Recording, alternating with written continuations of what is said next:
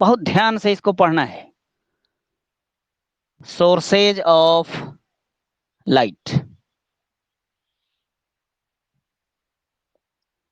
Light को हम electromagnetic wave के रूप में डिफाइन करते हैं। यहीं से इसका प्रारब्ध होगा, यहीं से उसका क्लू आएगा। इसमें हमने आपको कहा था, एक सवाल हम उठाते हैं, why do some objects emit their own light while some do not? कुछ ऑब्जेक्ट लाइट निकालता है, अपना प्रकाश निकालता है, और कुछ में अपना प्रकाश नहीं होता। जैसे मून में अपना प्रकाश, आप ल्यूमिनस नॉन ल्यूमिनस ये सब जानते होंगे, हमको पता है। 10th क्लास का बच्चा ल्यूमिनस नॉन ल्यूमिनस बॉडी के विषय में जानता है। Cold source of light, hot source of light, इस सब पर हम बात थोड़ा सा कर देंगे अंतिम में। तो पहले इस बात को हम समझने का प्रयत्न करते हैं, क्योंकि हम लोग 10 क्लास में पढ़ रहे हैं। तो 10 क्लास में पढ़ रहे हैं, हालांकि 10th क्लास के सिलेबस में भी यह नहीं है, लेकिन हम लाइट को ओरिजिनली अगर जानना चाहते हैं तो इन सारी चीजों को जानना पड़ेगा।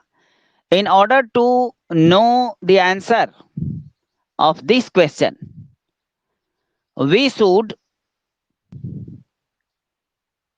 think about Bohr models. Bohr model of an atom. Bohr model of an atom कहता है, पहले इसका जवाब के लिए ये बात, दो तथ्य की पुनरावृत्ति हम कर रहे हैं जो बोर मॉडल का है ना।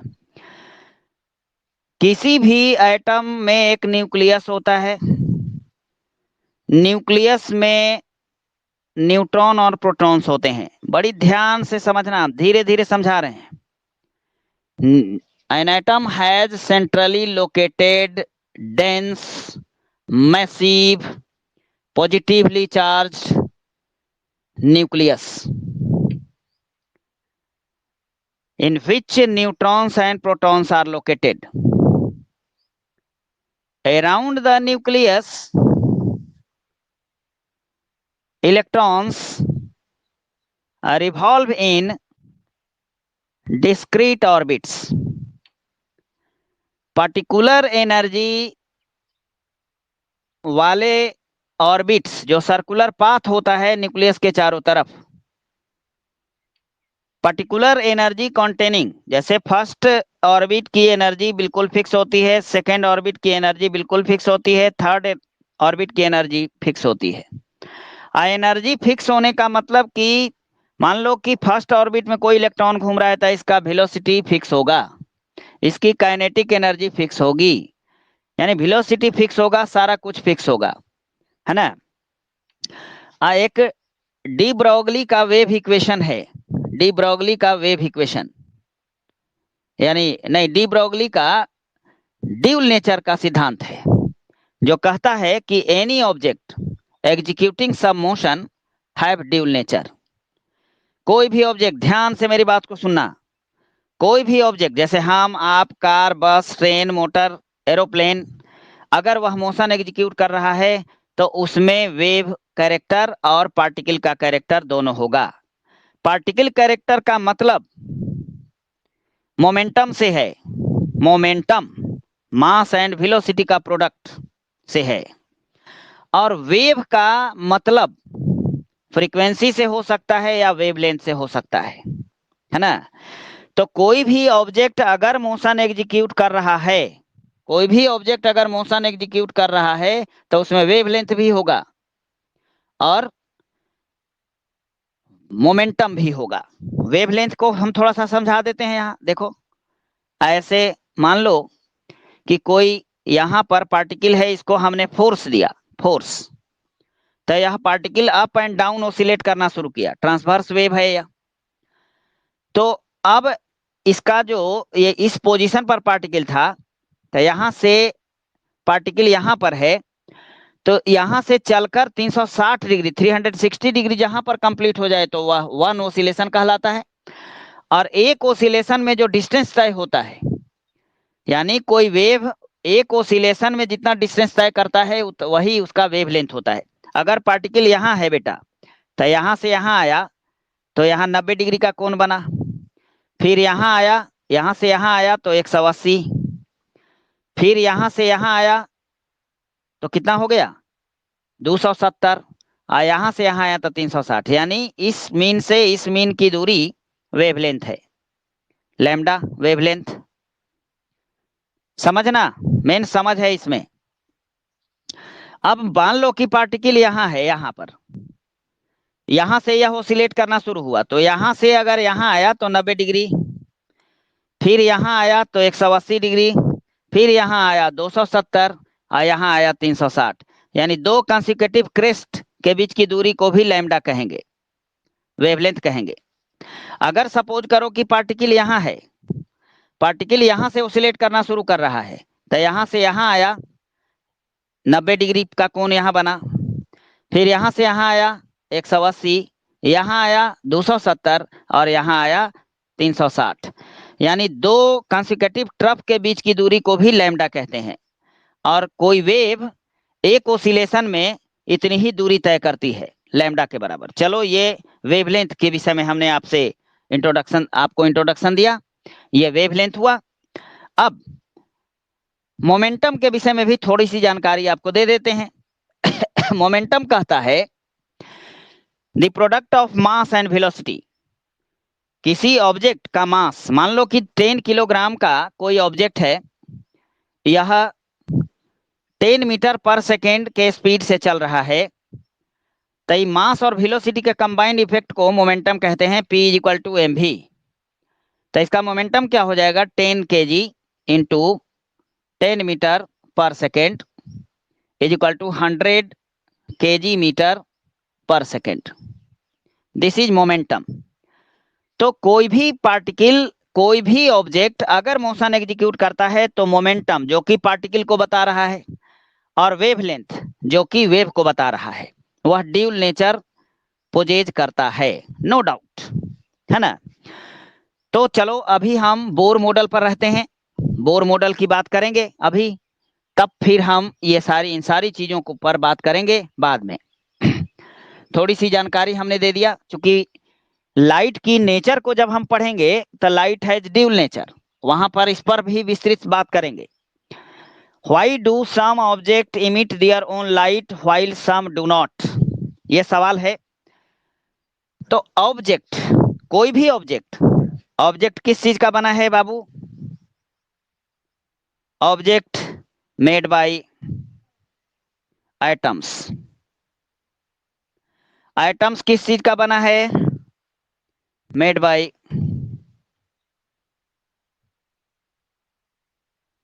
इलेक्ट्रॉन,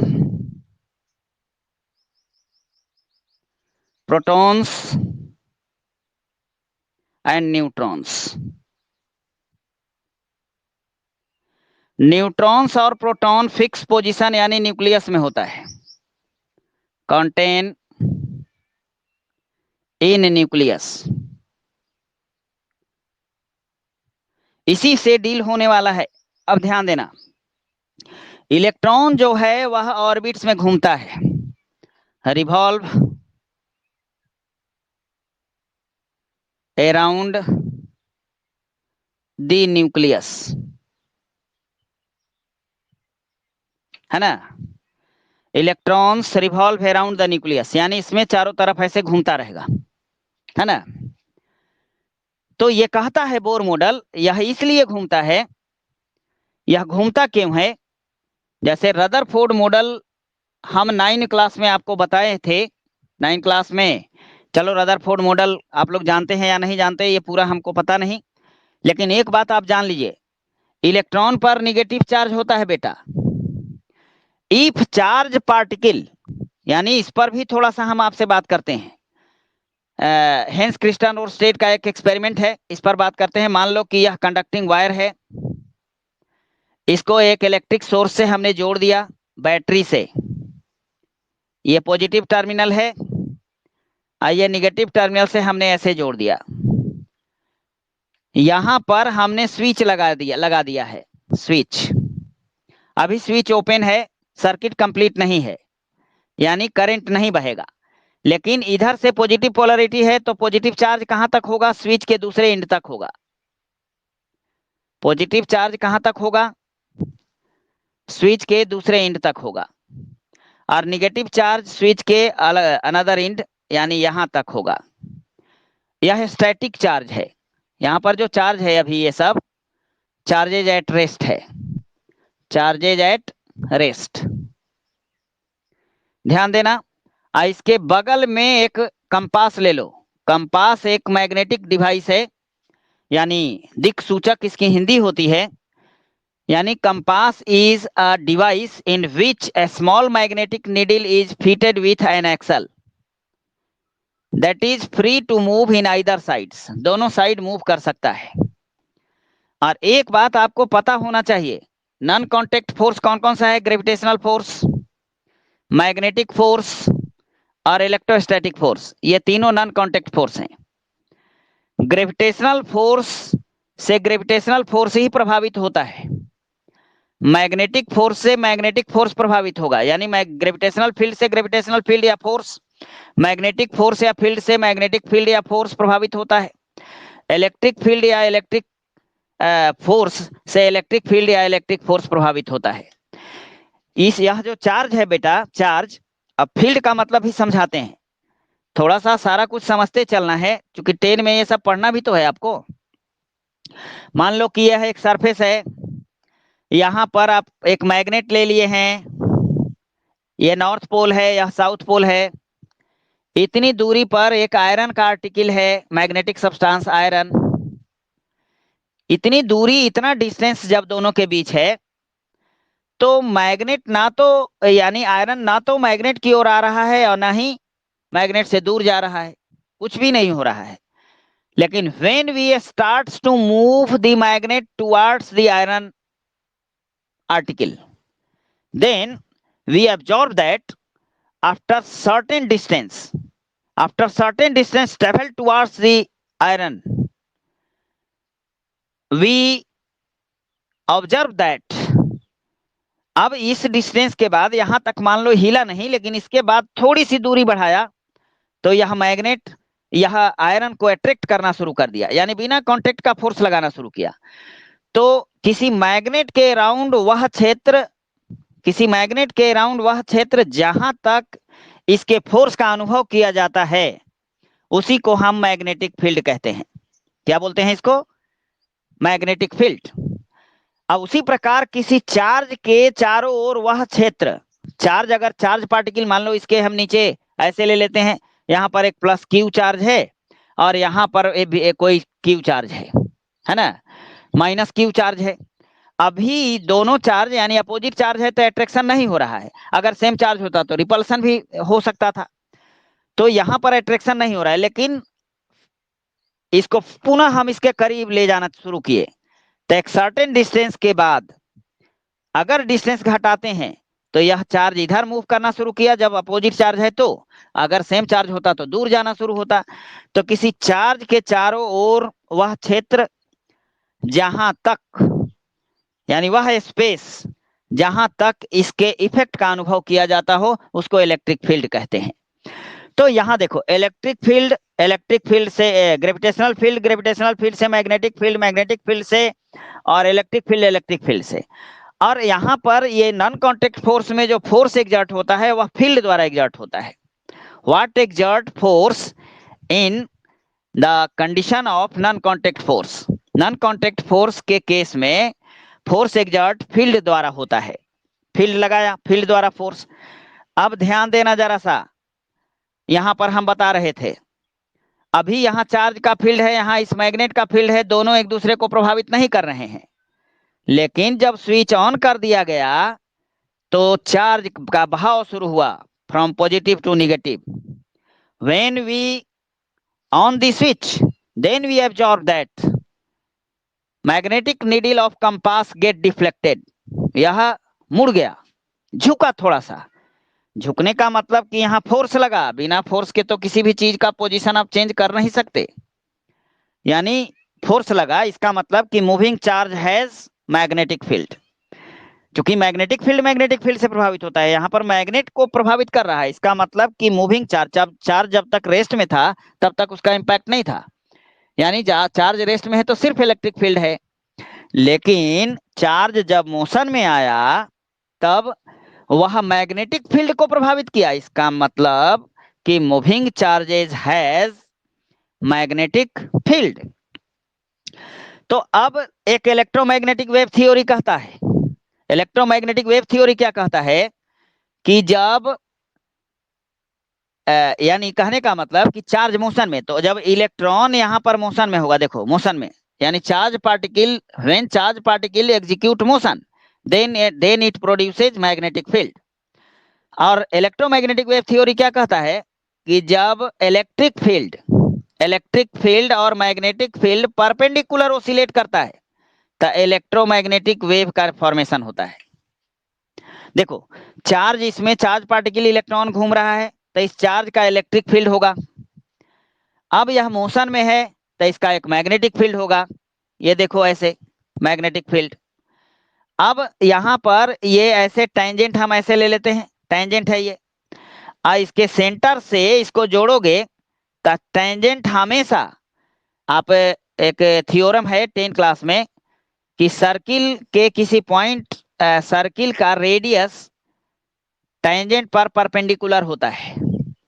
तो इस कंडीशन में देखा जा रहा है कि इलेक्ट्रॉन जो इलेक्ट्रिक फील्ड प्रोड्यूस कर रहा है और ये मूविंग इलेक्ट्रॉन जो मैग्नेटिक फील्ड प्रोड्यूस कर रहा है, इसके कारण अब यहाँ पर परपेंडिकुलर सिचुएशन है, परपेंडिकुलर ओसिलेशन हो रहा है, तो इलेक्ट्रोमैग्नेटिक वेव का फॉर्मेशन होगा।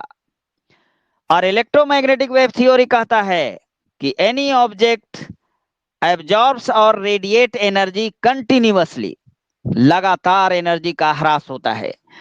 Since electron carry some charge that execute motion around the nucleus produces electromagnetic waves through which electron loses its energy continuously and thus electron has to be fall in the nucleus। Nucleus में गिर जाना चाहिए था इसको, लेकिन ऐसा नहीं होता है। ये रदरफोर्ड मॉडल की बात है, रदरफोर्ड ने ऐसा कहा था, है ना। तो यहाँ पर सारी चीजों को अब हम देखेंगे। तो बोर मॉडल की कुछ बात को हम अब यहाँ पर लिखते हैं, इसी आधार पर, यही फॉल्ट को ध्यान में रखते हुए बोर ने एक अपना मॉडल दिया एटम का, जिसमें कहा कि इलेक्ट्रॉन किसी पर्टिकुलर ऑर्बिट में अगर होता है, इलेक्ट्रॉन अगर फर्स्ट ऑर्बिट का इलेक्ट्रॉन फर्स्ट ऑर्बिट में रहता है हमेशा, तो यह एनर्जी इमिट कभी नहीं करता है, यानी एनर्जी कभी निकालेगा नहीं। और दूसरी बात कहा, इलेक्ट्रॉन यह एनर्जी बाहर निकालेगा नहीं, चूंकि इलेक्ट्रॉन की एनर्जी क्वांटाइज्ड है, लेकिन अगर रेडिएशन के रूप में इसको एनर्जी बाहर से मिली तो यह एनर्जी एब्जॉर्ब करेगा, और एनर्जी एब्जॉर्ब करके यह लोअर लेवल से हायर लेवल में जाएगा। बिल्कुल ध्यान से मेरी बातों को अब यहाँ पर सुनो। हमने कहा था कल theory law of conservation of energy, law of conservation of energy पर हमने वह सिद्ध नहीं किया कि light is a form of energy. यहां पर आपको वह तथ्य मिलने वाला है कि लाइट एक ऊर्जा का एक रूप है।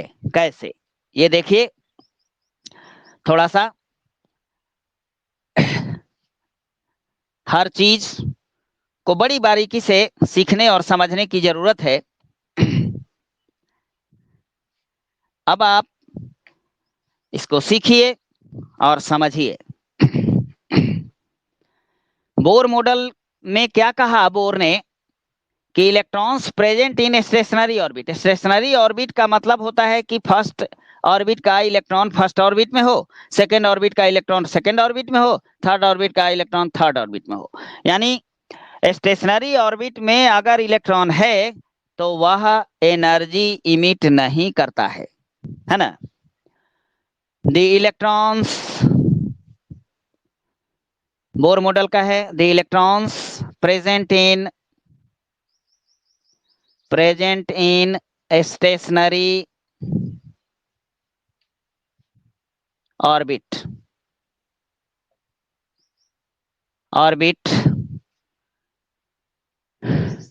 do not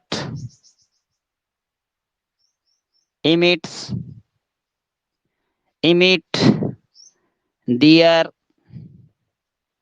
एनर्जी, वह अपनी एनर्जी इमिट नहीं करता, but when we provide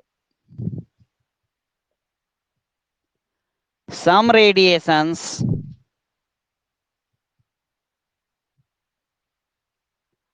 to them, क्या बेटा, इमिट माने निकालना, रिलीज लिख लो, आप समझ आएगी, ध्यान दो। Their energy, release their energy, but when we provide some radiation, जैसे रेडिएशन आप किसको कहते हैं, वह एनर्जी का वह रूप जो बिना किसी मीडियम के चले, उसको कोई मटेरियल मीडियम नहीं चाहिए, ना एयर चाहिए, ना वाटर चाहिए, ना लिक्विड चाहिए, ना सॉलिड चाहिए, ना गैस चाहिए, है ना। Then they absorb it, radiation को एब्जॉर्ब करेगा, and jumps from lower level, यानी फर्स्ट से सेकंड में, लोअर लेवल माने एनर्जी लेवल कम होना चाहिए, ऑर्बिट का संख्या, from lower energy level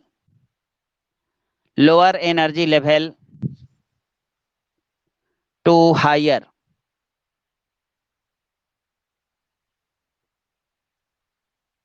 energy level. Higher का स्पेलिंग भूला गया है जी, बोलो। HIGHER होता है कि HEI होता है? हायर लेवल, ठीक है, lower level to higher level. अब देखो इसको समझो, level for very little time, ऊपर जंप करेगा तो काफी छोटे समय के लिए, लिटिल टाइम काफी छोटे समय के लिए होगा। आफ्टर दैट, अब जो जंप करके हायर लेवल में गया, उसके बाद तुरंत वह नीचे की ओर आएगा, है ना। After that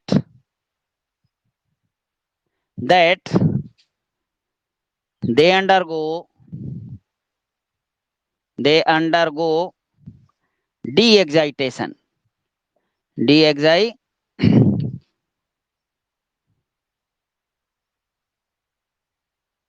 excitation। देखो इलेक्ट्रॉन यहां से अगर ऊपर जाता है तो इसको बोलते हैं एक्साइटेशन, और इलेक्ट्रॉन है यहाँ, ये ऊपर गया तो एक्साइटेशन, और यहाँ ऊपर से नीचे आया तो इसको बोलते हैं डी एक्साइटेशन।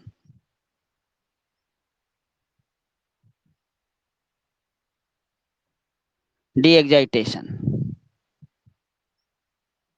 है ना। ये बाहर से इसको एनर्जी मिली तब,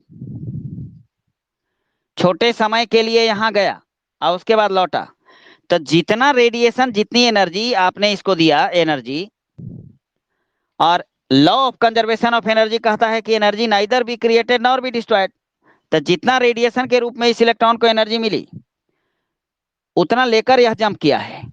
अब पुनः जब वह लौटने लगा तो एनर्जी निकालेगा, जितना एनर्जी लिया है उतनी ही एनर्जी निकालेगा। यहां से क्या होगा, इस कंडीशन में डी एक्साइटेशन के दौरान एनर्जी इमिट करेगा, energy emitted in the form of radiation, radiation तीन प्रकार का होता है, अल्ट्रावायलेट नहीं, पहले तो इंफ्रारेड जो हम नहीं देख पाते, उसके बाद विजिबल रेंज का VVG और 7 रंग का प्रकाश, उसके बाद फिर अल्ट्रावायलेट रेडिएशंस, अल्ट्रावायलेट रेडिएशन भी निकलता है ना। कल बोले थे ना कि 7:30 7:15 से शुरू होगा। तो चलो देखो, अब देखो यहां पर क्या होता है, इसको डायग्रामेटिक बताते हैं। यहां पर आपको हमने लिखा है रेडिएशन 3 प्रकार का होता है। इंफ्रारेड, इंफ्रारेड ये इनविजिबल है, आप नहीं देख सकते। विजिबल रेडिएशन 7 रंग का प्रकाश, विजिबल ये VVG और है,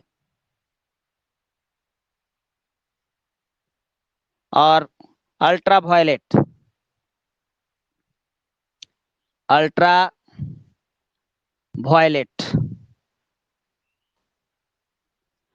यही देखो हमारी आंख इसी चीज को देखता है। एक बच्ची कल हमसे सवाल की थी कि बैट देख लेता है किसी चीज रात में कम इंटेंसिटी ऑफ लाइट में, हम नहीं देख पाते। अच्छा, इस चीज को क्लियर, यहाँ के बाद एक और चीज होगा, कंडीशन फॉर रिफ्लेक्शन। यहाँ पर इतना चीज पहले हम लोग सीखे, विजिबल रेंज का लाइट। तो विजिबल रेंज का लाइट कब निकलेगा, अल्ट्रावायलेट कब निकलेगा, इंफ्रारेड कब निकलेगा। यही रेडिएशन, यानी कहने का मतलब कि किसी ऑब्जेक्ट से लाइट तभी निकलेगा जब उसको बाहर से एनर्जी दिया जाए रेडिएशन के रूप में, और वह रेडिएशन को एब्जॉर्ब करके इलेक्ट्रॉन जंप करे छोटे समय के लिए, और उस छोटे समय को बिताने के बाद नीचे आने लगता है, डीएक्साइट होने लगता है, उस समय रेडिएशन निकालता है। तो रेडिएशन चूंकि 3 प्रकार का होता है, विजिबल रेंज का निकालेगा तो हम कहेंगे कि लाइट निकाल रहा है, यानी सोर्स ऑफ लाइट, यानी सोर्स ऑफ लाइट, यानी कहने का मतलब कि वैसा ऑब्जेक्ट ही अपना लाइट निकाल सकता है जिसका इलेक्ट्रॉन थोड़ा सा रेडिएशन लेने के बाद एक्साइट हो, जंप करे, और सडनली वह डीएक्साइट हो, और डीएक्साइटेशन के दौरान जो रेडिएशन निकलता है ना, वही लाइट है, वही लाइट है ना। तो सारे ऑब्जेक्ट का एटम जो है एक्साइट नहीं हो पाता है थोड़ा बड़ा एनर्जी लेकर। जैसे देखो, इनकैंडेसेंट बल्ब का फिलामेंट में एनर्जी, इलेक्ट्रिकल एनर्जी दिए, वो काफी गर्म हो जाता है। गर्म होने के कारण फिलामेंट के एटम का इलेक्ट्रॉन एक्साइट होता है, एक्साइट होकर तुरंत लौटता है, और लौटते समय एनर्जी लाइट निकालता है। इसीलिए जितना चीज, जैसे कैंडल जलाते हो या लैंप जलाते हो, तो पहले उसको तुम बाहर से हीट एनर्जी देते हो, जब वो जलना शुरू करता है, उसको हीट मिलना शुरू हो जाता है, तब लाइट इमिट करता है ना। यानी बाहर से रेडिएशन देना आवश्यक है। इसको समझो जरा सा, विजिबल रेंज का लाइट कैसे निकलेगा, इंफ्रारेड कैसे निकलेगा, अल्ट्रावायलेट कैसे निकलेगा। मान लो कि ये एटम का न्यूक्लियस है, इसमें हम ये ऑर्बिट बना रहे हैं, सीधा सीधा ऑर्बिट बना रहे हैं। ये फर्स्ट ऑर्बिट है एटम का, ये सेकेंड ऑर्बिट है, ये थर्ड ऑर्बिट है, फोर्थ ऑर्बिट है, फिफ्थ ऑर्बिट है, सिक्स्थ ऑर्बिट है, सेवेंथ ऑर्बिट है, एर्थ है, आइए इन्फिनिटी है। एक एटम में इनफाइनाइट नंबर ऑफ ऑर्बिट्स होते हैं, चाहे वह कितना हो छोटा एटम क्यों ना हो। ये first orbit, second orbit, third orbit, fourth orbit, fifth orbit, sixth orbit, seventh orbit, eighth orbit और इन्फिनिटी। यहां पर मान लो कि इलेक्ट्रॉन है बेटा, यहां पर, यहां पर भी तो इलेक्ट्रॉन हो सकता है, यहां पर भी इलेक्ट्रॉन हो सकता है, यहां पर भी इलेक्ट्रॉन हो सकता है, यहां पर भी इलेक्ट्रॉन हो सकता है। तो इतना ज्यादा गंदा करके नहीं बताना है हमको अभी। इस यहां पर जो इलेक्ट्रॉन है बेटा, मान लो कि यहां पर इलेक्ट्रॉन है, इसको बाहर से तुमने रेडिएशन दिया, बाहर से एनर्जी इसको मिली, यह जंप करके में फर्स्ट में जा सकता है।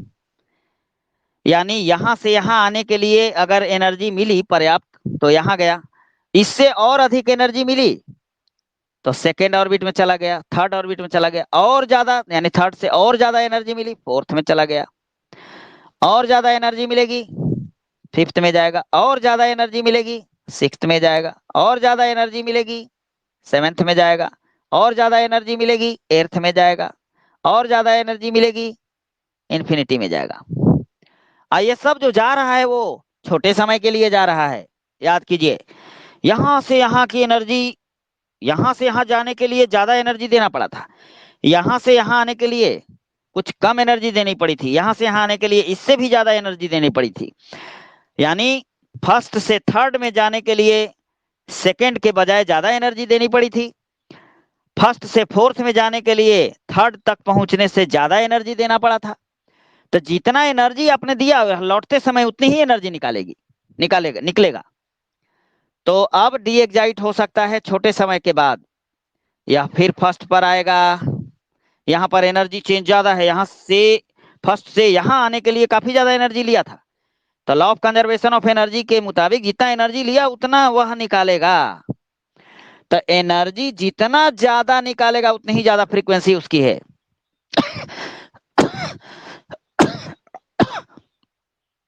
काफी ज्यादा फ्रीक्वेंसी वाला है। तो इसी को लाइमन सीरीज का लाइट कहते हैं, रेडिएशन कहते हैं, जो अल्ट्रा वायलेट है।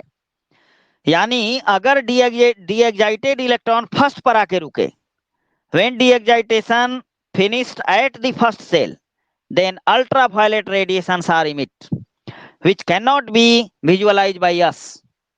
इसको हम लोग नहीं देख पाइएगा। ये सारा के सारा जो रेडिएशन निकल रहा है डी एक्साइटेशन के दौरान, इसको हम नहीं देख पाएंगे।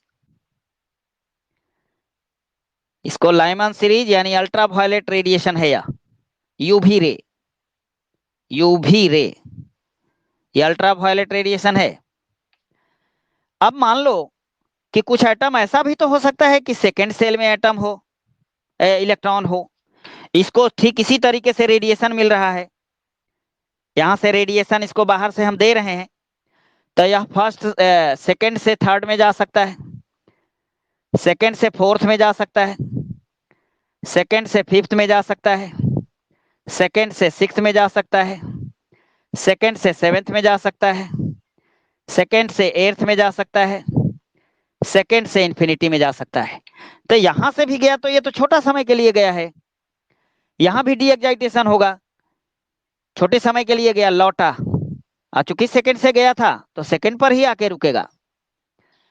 तो इन्फिनिटी से सेकेंड पर, 8 से सेकेंड पर, 7 से सेकेंड पर, 6 से सेकेंड पर, 5th से सेकेंड पर, 4th से सेकेंड पर, और 3rd से सेकेंड पर। देख लीजिए 7 लाइन है, 1 2 3 4 5 6 7, यही 7 रंग का। यदि D excitation second orbit of atom पर हो तो ये विजिबल रेंज का लाइट निकलता है। ये देखो सबसे बड़ा ये एनर्जी चेंज है तो वॉयलेट है, उसके बाद ब्लू है आई इंडिगो, उसके बाद वाला ब्लू वीव, उसके बाद वाला जी ग्रीन, उसके बाद वाला वाई येलो, इसके बाद वाला ऑरेंज, इसके बाद वाला रेड। यही वीव जी और विजिबल रेंज का लाइट है ना। तो लाइट निकलने का यानी सोर्स ऑफ, यानी कोई भी ऑब्जेक्ट से लाइट निकलने का कारण क्या है? D excitation of electron.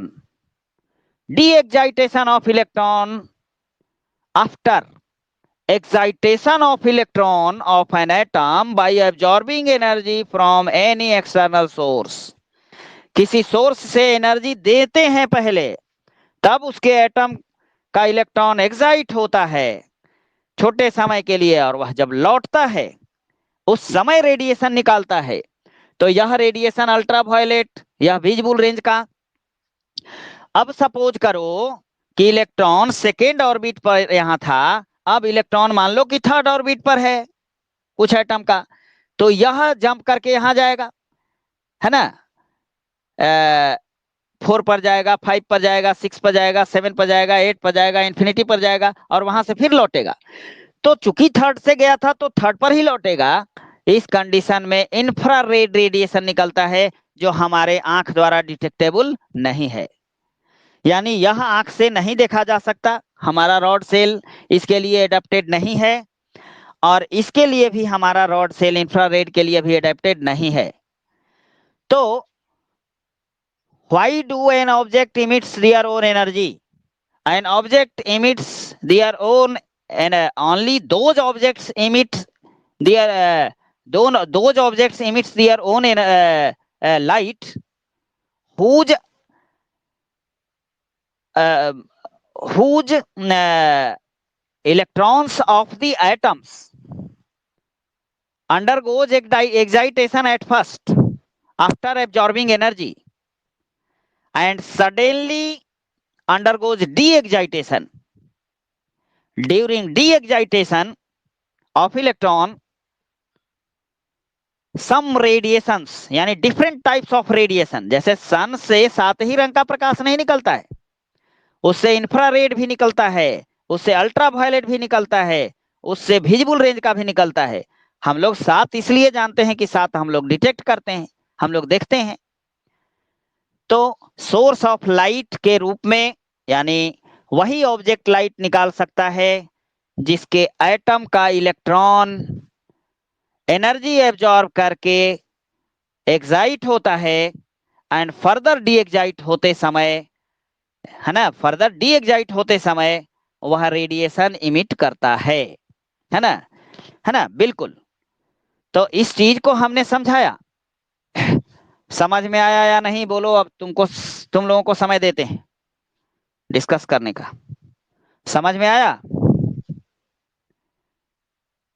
बोल नहीं रहा है जी, इसका मतलब कि कहीं डाउट है, पूछो। यहां पर स्पष्ट है सब, यहां पर हमने दिखाया, इसको आप फिर डाउट है तो किस तरह का ऑब्जेक्ट का किस तरह का ऑब्जेक्ट एनर्जी यानी लाइट निकाल सकता है?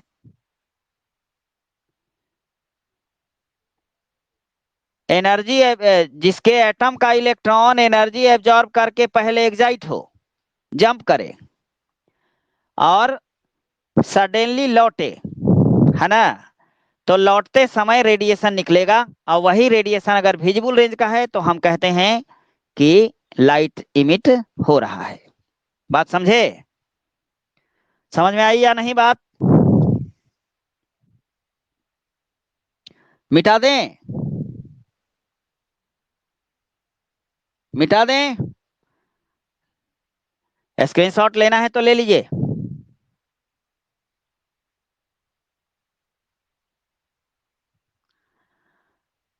हाँ, तो इसका जवाब तो हमने दे दिया। अब देखिए, अब हम इसमें क्या कहते हैं। हाँ, किसी को कुछ पूछना है? आवाज आ रही थी, बोलते जाओ, बोलने में दबो मत, अब इको नहीं बनेगा। हाँ बोलो।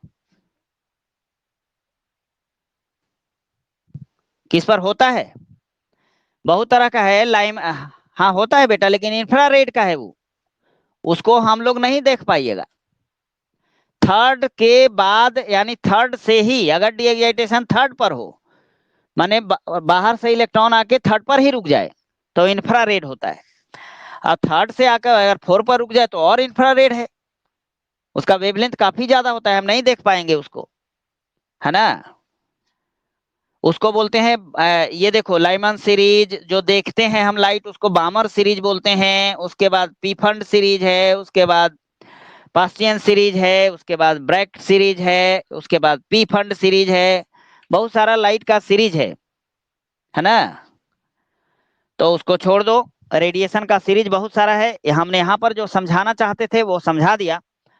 अब हम बात करेंगे कि